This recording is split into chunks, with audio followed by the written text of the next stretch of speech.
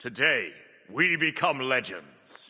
Hey, my name's Inter, and welcome back to the channel for some OB16 data mining. We got some stuff on some potential new god ports that might be coming to the game relatively soon, some Tsuku ability information, some new skins as well. As always, data mining is just early insights into what Hi-Rez is developing, and especially so with Smite 2, they sometimes start working on things and then either scrap or rework them or shelve them for later and stuff like that. They're very rapidly changing with how they develop the game. So don't take anything you see in these videos or these data mining posts as gospel. It's just an early look into what might be being worked on and might come at some point. But yeah, with that out of the way, let's jump into this post. So first up, we have some potential new skins. Agni Infinite Duality. I believe this is cross-gen. It might be classic though, I'm not entirely sure. This is going to be coming with prisms though. Azure Rift, Dark Matter, Platinum Pulse, and Solar Nebula. Obviously all very space themed. It is a space themed skin, all the Infinite line ones. So that's for Agni. Might be Agni's first skin as well, I think. I think that's Agni's first skin. They did say a while back they're trying to get gods without skins into the calendar at some point, so every god has at least one skin. I think that's Agni's first skin. A little bit of an update on the Artemis Saga that is potentially coming. This one was data mined a while back before actually the Vulcan Saga was data mined,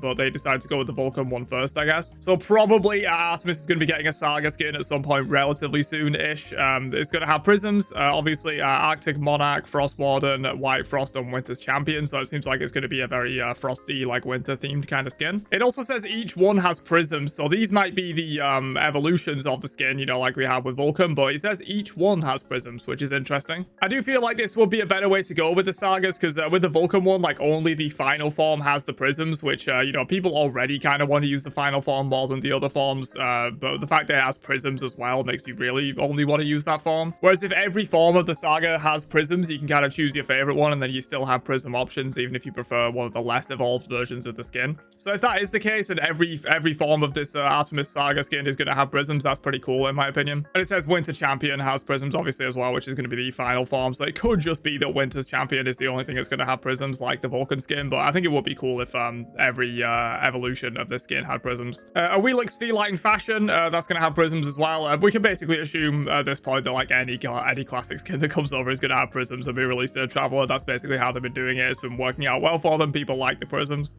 Cupid Cosplay Skin 2 has prisms. Thanatos Cosplay, so Thanatos Cosplay Cupid skin, interesting. Also Big Head Cupid appeared in data mining as well, so yeah, might be getting that at some point. Mulan Sentai Neon Lotus is going to be one of the prisms for the Sentai skin, so that's a little bit of an update on that. There's a lot of skins here in this list that have been in data mining for a long time that they probably just like, you know, got into the game like as a text or whatever and not really done too much with. You know, stuff like Neath Misdiagnosis and whatnot. There's a Mordred Hot Killer skin apparently. King Arthur skins obviously because he was originally planned to come a lot earlier than he has done, but some of these skins have made it into the game, like Noir Ravenstrike for example. Soul Vampiress Twilight Glimmer, this has been in data mining for a long time as well. I think there is a model for it below as well, a no lighting model, but yeah, this is the Soul Vampiress skin.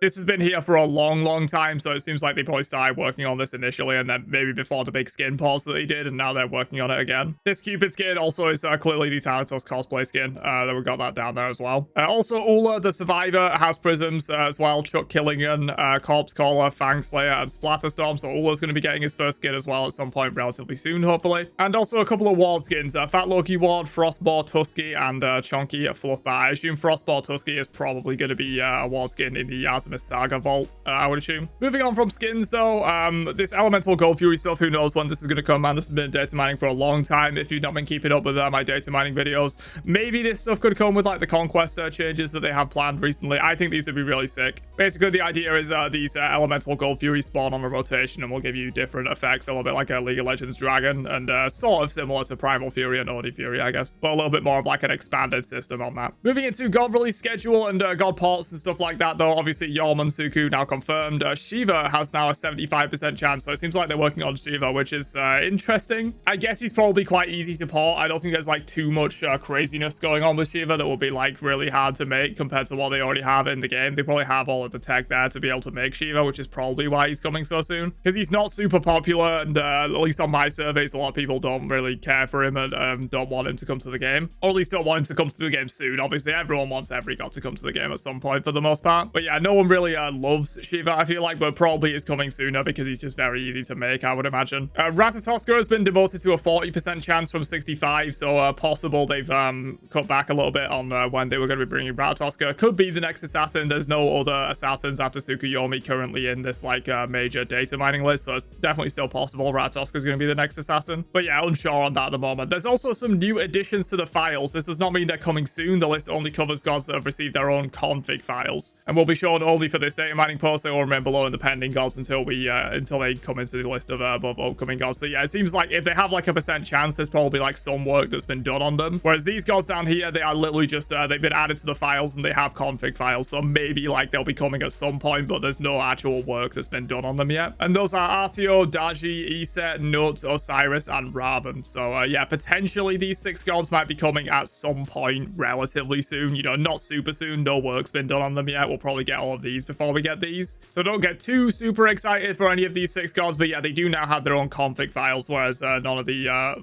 gods like further down in this list, for example, do. Moving on though, we got a tiny bit on Jormungandr and a little bit on Tsukuyomi as well. So for Jorm, it just says the number of times the poison detonate effect has gone off. They talked about this a little bit in terms of like teasing the +1s when they announced Jormungandr. He's gonna have some kind of like poison mechanic where you can build up poison on people via your 1 and your basic attacks, and you can then consume that poison to deal bonus damage. Ability 2, the total distance traveled be leaping through the world. No idea what that means, to be completely honest with you. Moving on to Tsuku, there's talent here, so probably a Tsuku aspect. Talents are the internal name that they use for aspects. They call them talents on Titan Talk sometimes, and in the data mining they always appear as talents and not aspects, so it seems like that's kind of like the working name for aspects. So yeah, maybe a Tsuku aspect being worked on in the background.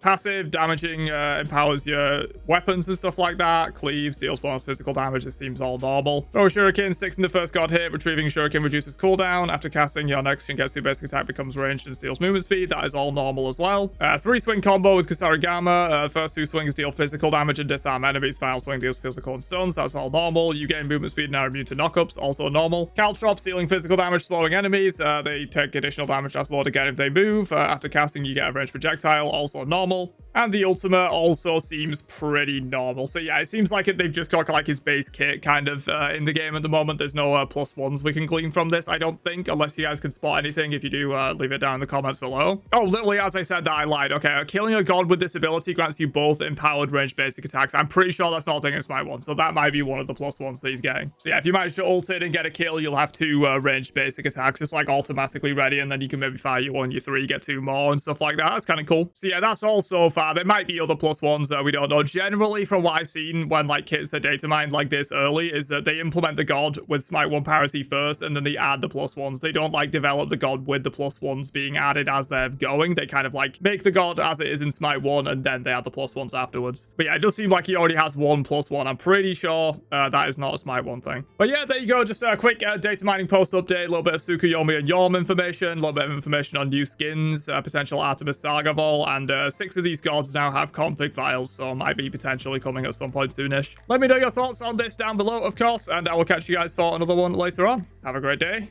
and peace out, you nerds.